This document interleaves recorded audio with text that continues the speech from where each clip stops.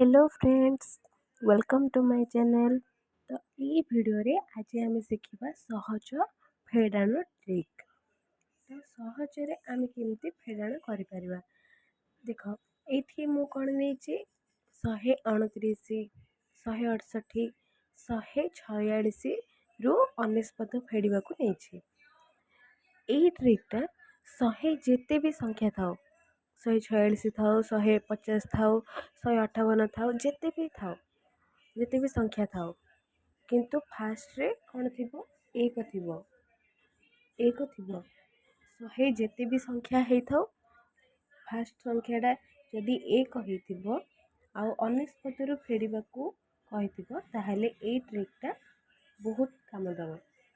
तो प्रथम आम यहाँ करवा 129 फेड़ाण 19 देची या आम केमती करवा 29 देची 29 को कौन करवा ए 29 को एक सहित मिसेदबा केते आंसर आसला 30 आसीगला आंसर।